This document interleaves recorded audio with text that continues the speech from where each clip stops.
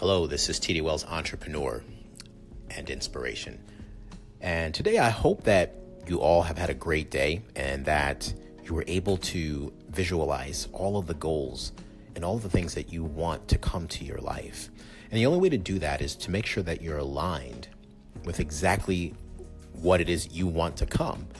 Before you could even manifest that into your life, you have to be aligned with it. So I want to go into something that can really help you and show you or even give you the tools to understanding. And they're the 3 emotional pitfalls to avoid while attempting to reach your goals. And what I've found is that 90-day goals and 90-day incremental goals. So in other words, if you're going after a goal and you want to hit that goal in a year, you have to set 90-day goals because it's easier to see, it's easier to visualize. Even though we can visualize goals a year out or 12 months out, it's better to approach them in a shorter term fashion in your mind, because then you see it more relatable and you can resonate with the goal to even hitting that goal much quicker. And sometimes you can hit it a lot quicker. You may hit that goal. Some people may tell you that it can take 12 months to reach or to hit, but in actuality, those are their self-limiting beliefs. And I want you to understand that you have the innate ability to hit those goals much sooner, much quicker. Maybe your skill set is better. Who knows? We don't know. But I want you to understand is that you don't always have to listen to what everyone else is saying. Just go with your gut and run with it. So the things that you need to be prepared for is know that your negative emotions can keep you from sabotaging your success or your successful progress towards unlocking any of your amazing potential that's pretty much inside of you. Now, the first thing that I want you to understand is called feeling discouraged, or that's the first item out of the 3.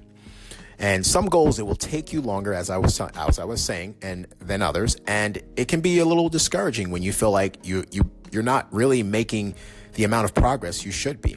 Now, one way you can be getting discouraged is when you compare yourselves, or we compare ourselves. Maybe you have a friend who's reached a similar goal in a shorter time, like I was saying earlier, than you, and you're beginning to wonder if you have what it takes to access the full potential or your full potential. You may feel like reaching that goal is taking much more effort than you expected. When you start to feel discouraged is the perfect time to go back and read over why you started the process in the first place.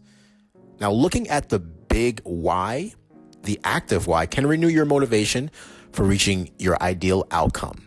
Now, the second one is feeling overwhelmed. Sometimes we just have several big goals to accomplish. And if you want to really unlock your potential, trying to work on them all at once can leave us feeling crazy overwhelmed. And no one wants to feel that way. Now, when our minds are filled with important tasks that need to be accomplished, we may lose sight of which should be done first or which one is the most vital to our success. Now, the best thing to do is to work on one outcome at a time so it doesn't happen, so you just don't get overwhelmed. And then go back to the plan you made for reaching that outcome. Now, maybe you need to break down the action steps into smaller bite-sized tasks, or perhaps you need to only tackle one task towards your goal per day. Now, this can be challenging if you understand what I'm saying. And when you want to reach your potential quickly, but slow and steady progress will make you more likely to succeed in the end. Now, it's okay to slow down and take it step by step. Now, the third thing I want you to work on is when you have self-doubt. Now, different things can cause self-doubt, as we know.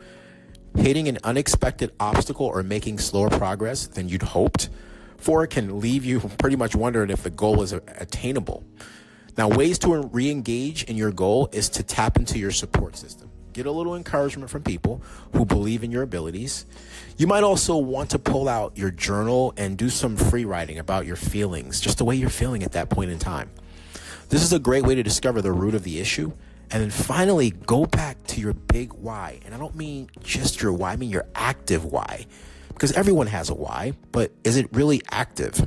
And review the reasons for taking on this goal. And between these 3 things, you'll find the encouragement you need to carry on and be successful. Thank you for listening, and I'll see you at the top.